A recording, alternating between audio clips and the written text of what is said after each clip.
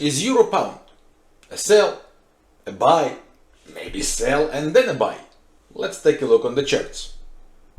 The daily chart completed a fantastic bullish convergence. After a bullish divergence, when the market made lower lows and the MACD made higher lows, the price makes higher highs and the MACD histogram makes higher highs.